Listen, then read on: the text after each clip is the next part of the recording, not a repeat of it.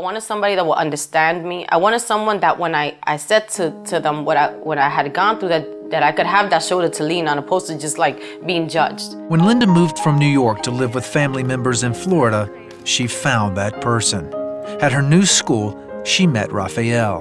When I got to school that day, I saw a group of friends of mine, and I saw this new girl standing there, and I said, wow, that's a new girl. She's beautiful, you know. So I walked up to the crowd, and I introduced myself. As soon as I looked at him, I said, wow, you know, it's like I liked him at first sight. It was like, you know, I wouldn't say love at first sight. Linda and Rafael felt an instant connection and started spending time together.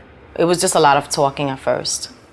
We fell in love that way. You know, me pretty much airing out, you know, all my feelings, all my frustrations and stuff, and him doing the same thing, having gone through the life that he lived. Rafael was coping with the loss of his mother. She was a drug addict and died from AIDS when he was 13. Linda had her own problems. I looked to alcohol as a refuge due to everything that happened in my childhood. You know, with my father drinking, the domestic violence that was in the home. I was sexually abused at an early age. But their troubles were just beginning. Linda was only 16 and Rafael 15 when she became pregnant. There were people that would tell me, hey, you guys are too young to have a baby, get rid of it. Don't worry about her. Women have raised kids by themselves before, and, you know, don't throw your future away. But I was set on it. I was like, I don't care what it takes. I'm gonna stay with Linda, and I'm gonna raise this baby, and we're gonna have a family. They moved to New York to live with Linda's family. After the baby was born, the young couple realized they weren't ready to settle down. We would still go to the clubs. We would still go to the bars. So that life, you know, didn't change. Now it's like, now I had a friend, you know, now I had somebody to join me at the clubs. You know, now I wasn't drinking by myself.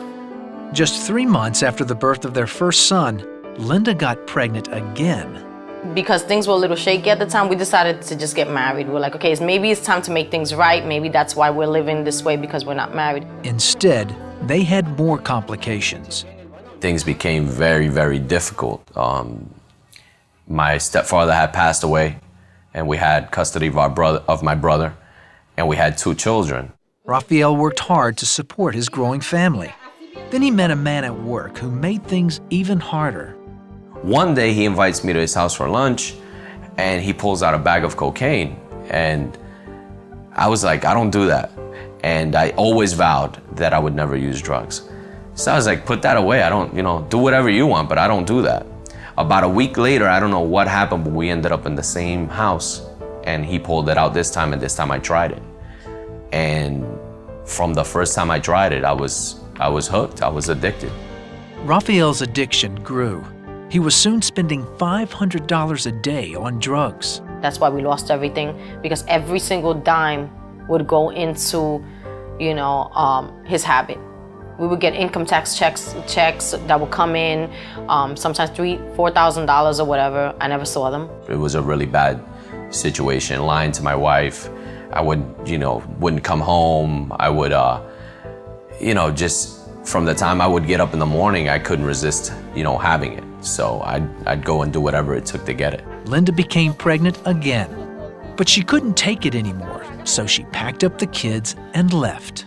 I arrived at my sister's house. He never followed me. He loved the drug more than he loved his family. That's how I saw it. Linda realized that the only one who would love her and never leave her was God. She accepted Jesus as her Savior and began praying for Rafael. Then 3 months later, she saw a flyer advertising a revival. It said on the top that if you need a miracle, come at 7:30. And Linda needed a miracle to save her marriage. She convinced Rafael to come along. We're sitting in the back, way in the back, in the center, and he stops and he starts he was gonna preach his message, and then he stops and he says, you know what? I'm not gonna preach yet, because there's somebody here that's tired of living the way they've been living, and the living God tells you today, if you give them a chance, your life will never be the same. A lot of people came and they threw like boxes of cigarettes on the altar or whatever.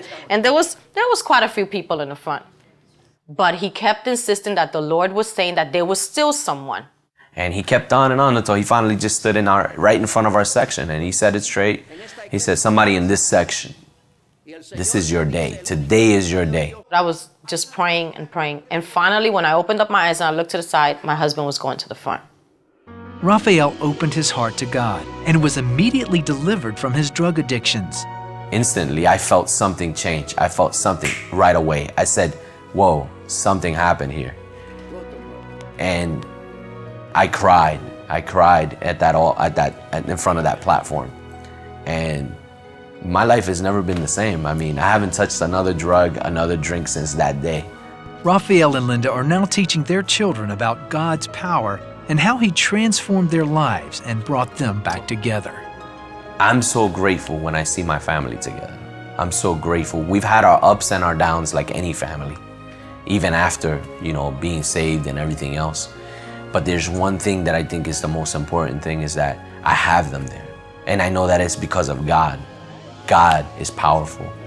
You give your life to God and God will take care of you.